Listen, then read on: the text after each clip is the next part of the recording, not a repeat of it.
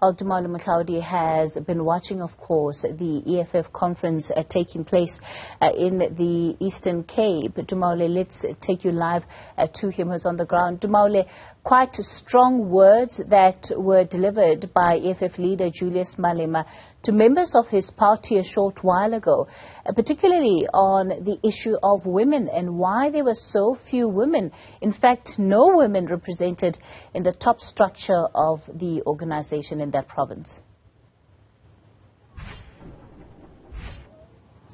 Well, this is exactly the case, and this is what Malema is saying, that the EFF needs to do some strong introspection. This is just one of the issues that the EFF Commander-in-Chief has pointed out to say that needs to be addressed, saying that despite the EFF's own call, and framing it also in the context of the GBV scourge that is, of course, facing South Africa, and particularly the Free State, whereby we see that women and particularly children are under siege, and every week you hear horrific stories of murders and assaults and all sorts of infringements of the rights of women and children, saying that this should have spoken to the consciousness, the political consciousness of the EFF members here to try and ensure that there is gender representativity within, of course, the top structures. But Kathy, I'm joined now by Coach Dipoko Mapuele, who's the new chairperson of the Free State EFF.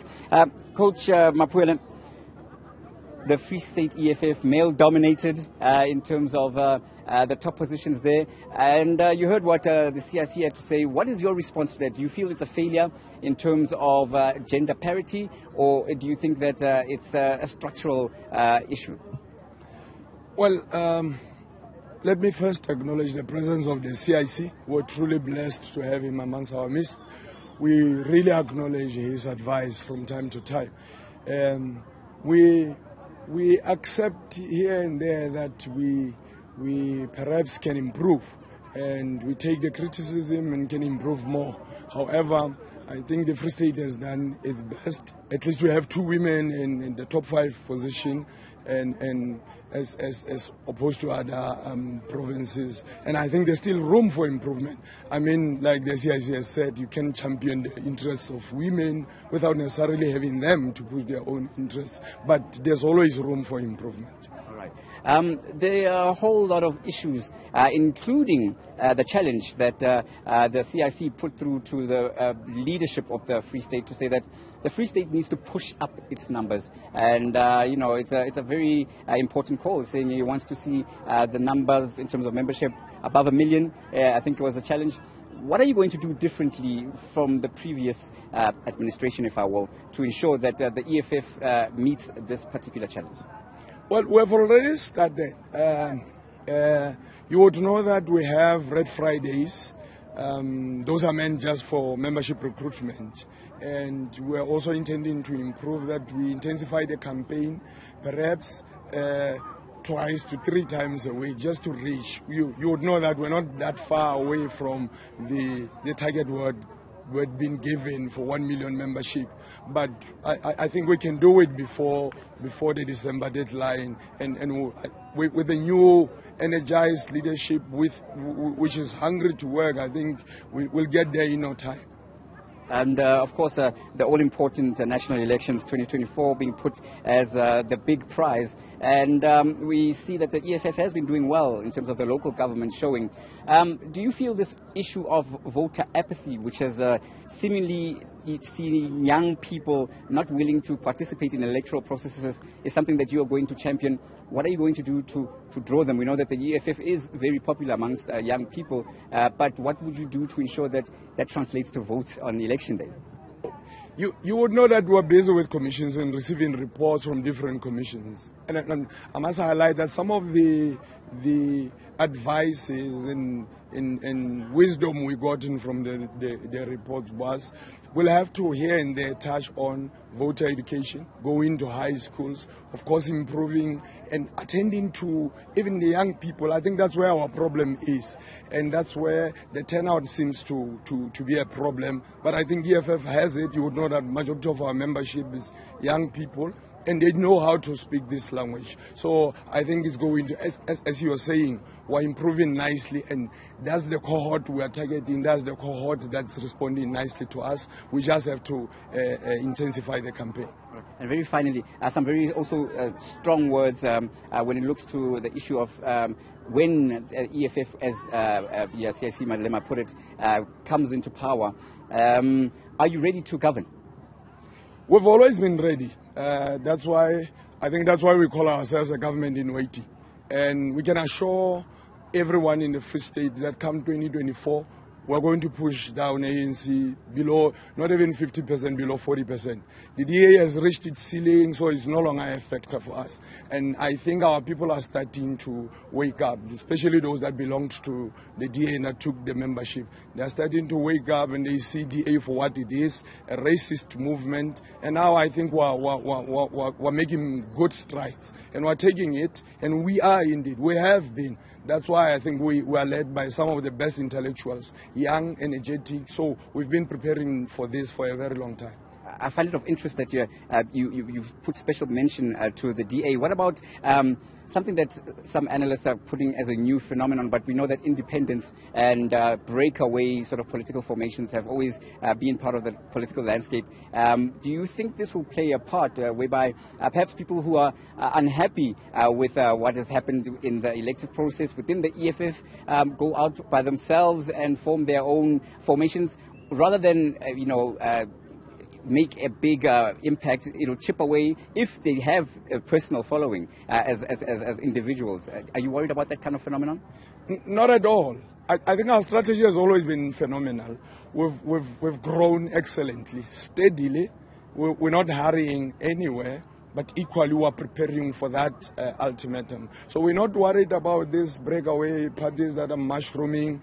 And our people are not stupid. They might be excited today, and tomorrow they see it for what it is, including some of these independents that are, of course, they go there for themselves. And I think Mangaung and almost in Mokaga and everywhere else in the Free State, people are now starting to see it that these individuals who are independent, they can't even come back and respond to whatever, they can't account to anybody. So with the EFF, people are guaranteed that. Our people now have EFF as the alternative, nothing else. With the ANC, you can no longer trust anything. Why? It's clear that they are here for their own jackets and to protect the interest of the majority. So the only thing that we're left with, besides those independents that have tricked our people for a very long time, is the EFF, and that's what we'll do to ensure that they get what is right for them, which is the services. Okay. Mr. Lipuko, another issue is the issue of service delivery. You've touched on a very sensitive matter here. We know Botshabelo and other areas in the Free State, specifically when you look at water, when you look at pollution facilities, the bucket system is still prevalent. How, as the EFF, would you change, and what role are you going to play as chairperson in the Free State to try and ensure that municipalities do what they're supposed to? It's easy. I think with the ANC being absent, ANC sitting now in the opposition benches, it's easy for us to renew the infrastructure that they've been denying to do for years. I can't really understand what's wrong with that. Engineers have been informing us that the population is growing daily in the Free State. But what is surprising is the ANC does not want to improve. And they improve on sites, here and there they give people 1 or 2 sites, but they must understand the reason why the systems and everything is overloaded. In Bloemfontein, everything has changed. Everywhere, every street you go to, especially black townships, it's sewage spillage, and we understand these things. All we need to do is to access levers of power and at least transform this to make this government a better tool that will service our people properly. And if I can squeeze in one last question there, in terms of going out then and voter education is something that the EFF has been big on in the province. On the issue of accountability, what are you going to do differently as the EFF, or perhaps improve on, to ensure that if any of your members are caught up in any scandals politically or otherwise, it sends a strong message to the public? Well, we've always been an open movement. And you would know that some of our public representatives that were caught on the bedside, some with their hands in their cookie jars, the organization has dealt thoroughly with them. We don't sacrifice anything. Nothing comes second best to our people. We prioritize our people. So anybody, any public representative, of course, we've always had this culture of public representative holding meetings, coming back. They don't only account to the movement, by the way. They're also going back. Every month we demand that a public representative must go, hold a meeting with the communities, at least report to them. We know we're not in government, but at least what have you been doing? How many motions have we put in there? How many successes have we had? And we've been phenomenal. I mean, our people in Mangaung can tell you that we did wonderful stuff. Today, what we've been raising all along, a corrupt mayor is gone. And it's because of the pressure of the EFF, despite the internal squabbles of the ANC. I know I said this was the last question, but this is really the last question.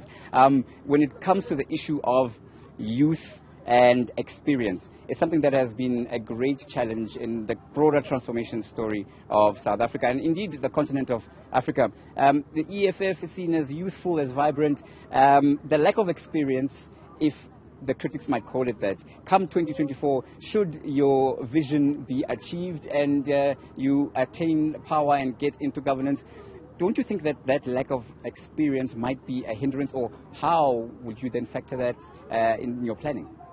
I mean, one now starts to wonder, what experience? I mean, we're having councillors everywhere who are now even in existence in the provincial legislature. Is that not an experience enough? We're highly experienced. It's not a problem.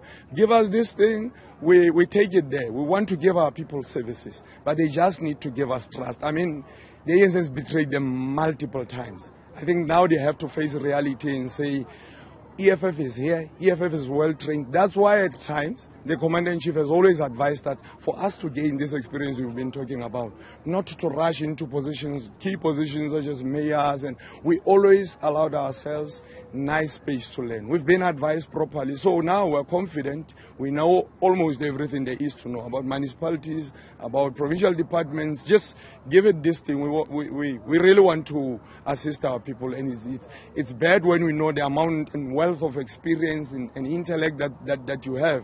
And our people, I think, they must just come to the party. They must just give us this government. And we can't wait. We know, we trust them that they'll give it.